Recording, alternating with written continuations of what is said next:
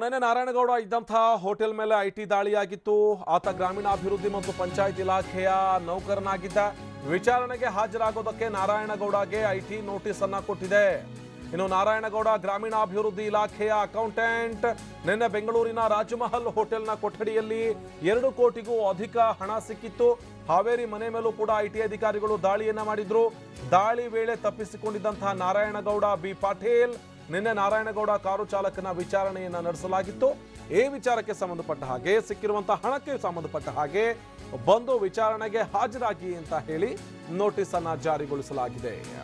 ಇನ್ನು ಐಟಿ ಇಲಾಖೆ ಅಧಿಕಾರಿಗಳು ತೀವ್ರತರವಾದಂತಹ ವಿಚಾರಣೆಯನ್ನ ನಡೆಸಿದ್ರು. ನಿನ್ನೆ ಕಾರು ಚಾಲಕನನ್ನ ಎಲ್ಲಿಂದ ಹಣ ಬಂತು, ಯಾರಿಗೆ ಆ ಹಣ ಸಂದಾಯ ಆಗಬೇಕಿತ್ತು, ಯಾರ ಮುಖಾಂತರ ಹೋಗಿ ಯಾರಿಗೆ ಹಣ ಸಂದಾಯ ಆಗಬೇಕಿತ್ತು, ಇಂಥ ಒಂದಷ್ಟು ವಿಚಾರವನ್ನ ನಿನ್ನೆ ಏನು ನಾರಾಯಣಗೌಡನ ಕಾರು ಚಾಲಕನನ್ನ ಅಲ್ಲಿ ವಿಚಾರಣೆ ಮಾಡಲಾಗಿತ್ತು. ಇದಾದ ಬಳಿಕ ತಪ್ಪಿಸಿಕೊಂಡು ಹೋಗಿರುವಂತಹ ನಾರಾಯಣಗೌಡ ಬಿ ಪಾಟೀಲ್ಗೆ ಸದ್ಯ ನೋಟಿಸ್ ಅನ್ನ ಜಾರಿಗೊಳಿಸಲಾಗಿದೆ. ತಕ್ಷಣವೇ ಬಂದು ವಿಚಾರಣೆಗೆ ಹಾಜರಾಗಿ ಅಂತ ಹೇಳಿ.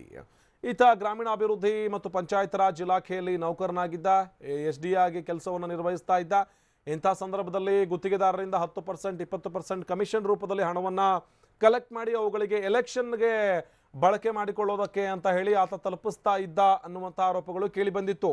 ಇದೇ ವಿಚಾರಕ್ಕೆ ಸಂಬಂಧಪಟ್ಟ ಹಾಗೆ ನಿನ್ನೆ ನಾರಾಯಣಗೌಡ ತಂಗಿದ್ದಂಥ ರಾಜಮಹಲ್ ಹೋಟೆಲ್ ಮೇಲೂ ಕೂಡ ದಾಳಿಯಾಗಿತ್ತು. ದಾಳಿಯಾದಂಥ ಸಂದರ್ಭದಲ್ಲಿ 2 ಕೋಟಿಗೂ ಅಧಿಕ ಹಣ ಸಿಕ್ಕಿತ್ತು. ಇದಾದ ಬಳಿಕ ನಾರಾಯಣಗೌಡ ತಪ್ಪಿಸಿಕೊಂಡು ಹೋಗಿದ್ರು. ಇನ್ನು ಸ್ಥಳದಲ್ಲಿಯೇ ಇದ್ದಂತಹ ಕಾರು ಚಾಲಕನನ್ನ ಹಿಡಿದು ತೀವ್ರತರವಾಗಿ ವಿಚಾರಣೆ ನಡೆಸಿದ ನಂತರದಲ್ಲಿ ಸದ್ಯ ಐಟಿ ಇಲಾಖೆ ನಾರಾಯಣಗೌಡಗೆ ಖುದ್ದು ಹಾಜರಾಗಿ ವಿಚಾರಣೆಯನ್ನ ಎದುರಿಸಿ ಅಂತ ಹೇಳಿ ನೋಟಿಸ್ ಅನ್ನ ಜಾರಿಗೊಳಿಸಿದೆ.